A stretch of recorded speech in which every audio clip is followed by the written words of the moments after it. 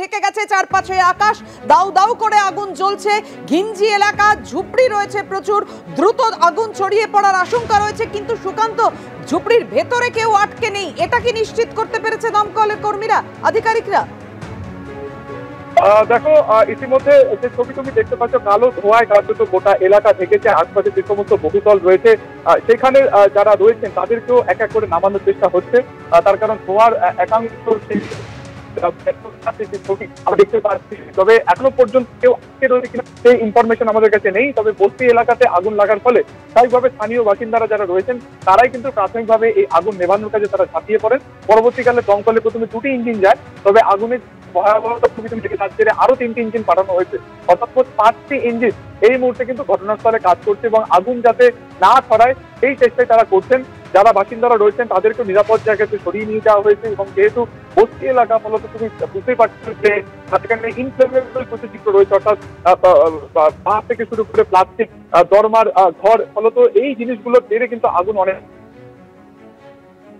থাকছে এবং কোন সিলিন্ডার রয়েছে কিনা সেগুলো সবটাই ক্ষতি দেখছেন দমকল আধিকারিকেরা। তবে আপাতত তারা যেটা চেষ্টা করছেন যে যত দ্রুত সম্ভব আগুন নিয়ন্ত্রণে আনার। তবে যে ছবি দেখা যাচ্ছে, যে ভয়ঙ্কর ছবি, একেবারে দূর থেকে আগুনের এই যে আলো ধোঁয়া তাকে দেখা যাচ্ছে, কিভাবে আগুন লাগলো তার ক্ষতি দেখছেন দমকল আধিকারিকেরা এবং কিন্তু আপাতত প্রায়োরিটি তারা দিচ্ছেন যে যত দ্রুত সম্ভব আগুন যাতে তারা নিয়ন্ত্রণে আনেন সেইটাতে তারা কিন্তু আপাতত একেবারে ফোকাস করছেন।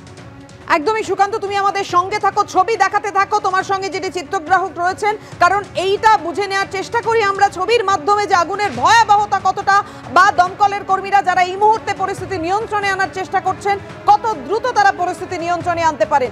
আমাদের অপর প্রতিনিধি ময়ূক ঠাকুর চক্রবর্তী আমাদের সঙ্গে রয়েছে। শহরে ফের অগ্নিকাণ্ড, একেবারে খাস কলকাতায় আপনারা দেখতে পাচ্ছেন তপসিয়ায় আগুন লেগেছে, দাউ দাউ করে আগুন জ্বলছে এবং চারপাশের এলাকা পুরো কালো ধোঁয়ায় ঢেকে গেছে। ময়ূক, দেখো পাপিয়া, কিছুক্ষণ আগের ঘটনা যেটা দমকলের তরফ থেকে বলা হচ্ছে যে আচমকাই তপসিয়ায় সায়েন্স সিটির ঠিক পেছনে এই জায়গাটি এবং সেখানে আচমকাই এরকম দাউ দাউ করে আগুন লাগতে কালো ধোঁয়া দেখতে পাওয়া যায় এবং সঙ্গে সঙ্গে ফায়ার ব্রিগেডকে গোটা বিষয়টা জানানো হয়। ফায়ার ব্রিগেডের 5টা ইঞ্জিন এই মুহূর্তে এসেছে।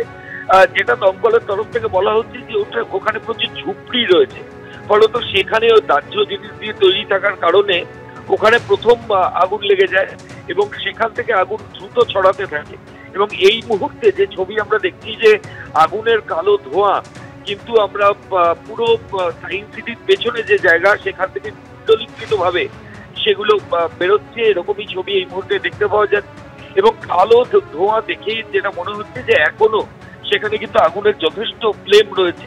এখানে একটা অভিজাত বহুতল রয়েছে